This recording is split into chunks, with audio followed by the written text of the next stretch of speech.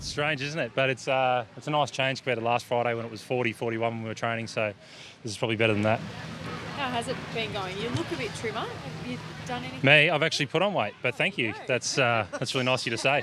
Nah, maybe a kilo or two heavier, but nothing really significant. Probably was a fact last year I had surgery on both ankles, so this year probably been able to do a bit more training and maybe feel a little bit fitter at this time of the year. But in saying that, we have a little bit more break because we played finals, so we're a little bit more rushed in our preparations before Christmas. You get 3 weeks instead of last year we had 5 or 6, so we're trying to cram a little bit more in the short time, so we're ready for January. You had a really stilted start to last year, given your injuries. How much of a difference does it make as a player having the whole summer and then Christmas break and then everything to kind of lead up into round one? Yeah, I think it's pretty important. It's not the be-all and end-all. Like, guys sometimes have it in their head if they don't do all the pre-season, they're not going to have a good year, which isn't the case. But I think you put yourself in the best position to have a good year. It's probably for injury prevention during the year. It's really important. Your body's used to the load. You're ready to go for the next season and 22 games, rather than if you do maybe from February onwards, maybe 15, 16 games in, you're starting to break down a little bit. Now, that's not the case for everyone, but it has been really good to do a bit more training this year so far. You've had some good battles with Stephen May, I've seen over the last few training sessions, your one-on-ones. I mean, how's that kind of dynamic been? I know you guys are both really competitive guys, so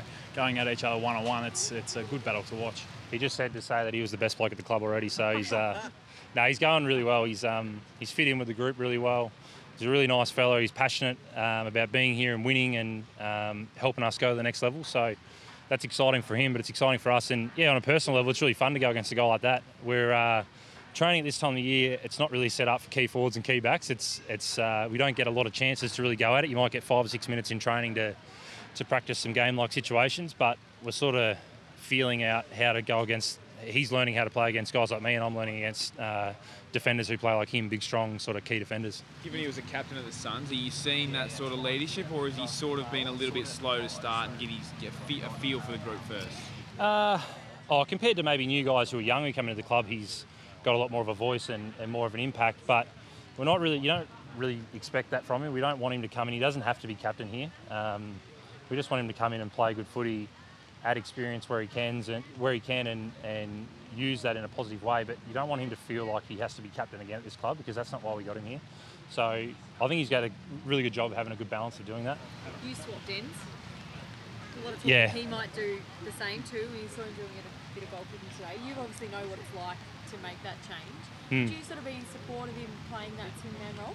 I think it'd be good at stages. I think we've got him here for a reason, and that's to play key defender most of the time. But I think, we saw a couple of the drills where he was sneaking forward, and he can play as a key forward. He's a beautiful kick and can use the ball really well, and he's a big, powerful man, as you guys can see. So I think it could be used. I wouldn't expect it to be more than spurts here and there. Obviously, without him a lot last year due to injury, but not having Jesse Hogan inside 50, have you noticed the difference already, not having him there alongside you, and how do you think it's going to impact not having him there? Yeah, I guess last year I was trying to learn from him all the time, so I'm asking him questions. Now it's Sam Wiedemann's asking me and Joel Smith's asking me, and I'm still pretty new to it, so I'm trying to help them where I can, but we're all sort of doing it together. Jesse's a big loss, but hopefully Sam's ready to take the next step and play like he did in the final series, where he was one of our best players. So if Sam can, he doesn't have to be at that level every game, but if he can go to a more consistent standard next year, we can probably cover some of the loss of Jesse. But then I guess, you have to give something up in a trade, and we gave Jesse up and we got Stevie back. So, whether we come out if that's a win or a draw, I think both parties are happy in the end. How are you coping, Mike? Sorry, how's the forward line going to be? I mean, you and Sam obviously did well in a couple of the finals that you played in, and it worked. How do you see that kind of playing out for the 22 weeks, 2019? I think in a good situation, it'd be me and Sam would play key forward most of the time. Declan Kelty started playing as a forward this year, and so he can probably help as a second ruck key forward at stages. He's still learning the craft. We've got guys like Joel Smith, who plays tall and small. He's got a huge leap. He might play a little bit tall forward. The thing is, we've got a fair few guys in rehab, so like pivotal guys like Melksham and Petraka. There's a couple other boys in rehab as well, I'm forgetting, but some key parts of our forward line we haven't had out there, so we're not working with them at the moment, which will be good to have them post-Christmas. I think Melksham's a key one. I love him in the team because he's a beautiful kick and he gets it where we needed to go, but it'll be good to have that click in January.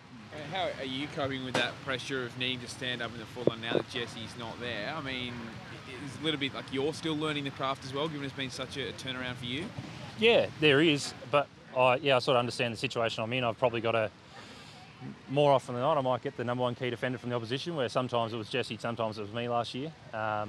That's a bit more pressure and expectation, but hopefully training over the pre-season, I find ways to deal with that, deal with the best key defenders like Talia, Rance, those sort of guys, McGovern, and find a way to still be effective. Speaking to Maxie a few weeks ago, he said on day one of pre-season you'd probably get together and just knock on the head the loss you had to finish the year. Did you do that, and how was that kind of handled?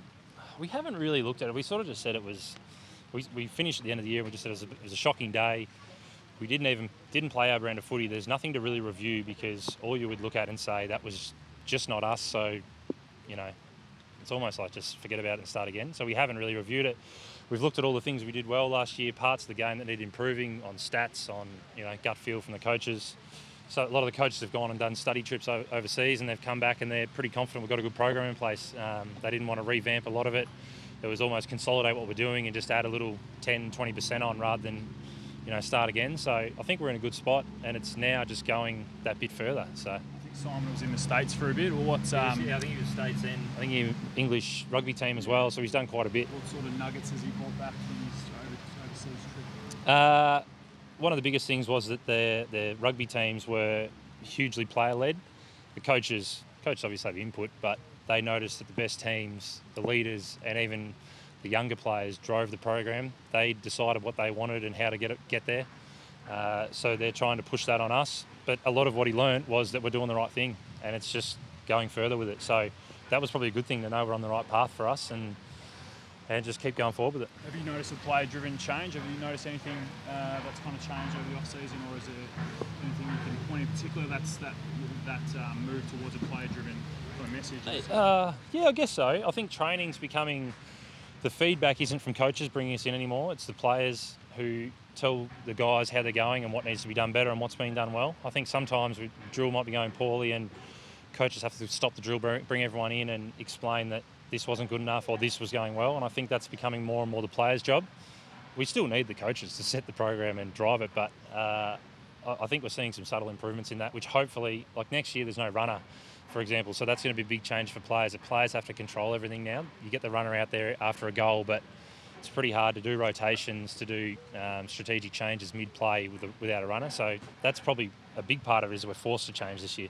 Do you feel like it's one of those things too, that the sign of the times here at Melbourne, that 5 years ago something like that may not have worked, but you've obviously matured as a group, you've got a few more older heads, you've obviously got finals experience now, that taking that sort of tack on a player-led thing, it works so much better. Yeah, it's different when you're asking guys who are 25 to 28 to do that rather than 21-year-olds. Like, you don't want the kids to be in charge of the house, so to speak. So we've got some guys like Gorney, Nathan Jones, Louis, guys like that are doing that really well now, and I think I'm sort of, me and maybe Jake Lever, Melksham are sort of the ones a level down from those guys, not officially in the leadership group, but trying to push the message as well. So it might not have been possible 4 or 5 years ago because we sort of needed to be told. We were coming from such a low base, we didn't know what to do. But I think we know the basic outline of what we want and how to get there.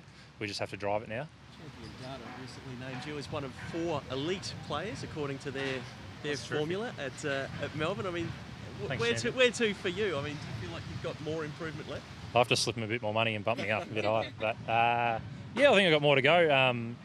I thought last year was the start of the year. I had the injury and it took me a few weeks to get into it. I think I had a good patch of form in the middle of the year and then dealt with, maybe as we were talking about before, different defenders. Had some stronger key defenders on me, and then it was working through how to go against the best. So this year it's going to be another challenge, and I hope I've got another level to go to. So that's the plan. Thanks, Tom. Thanks, guys.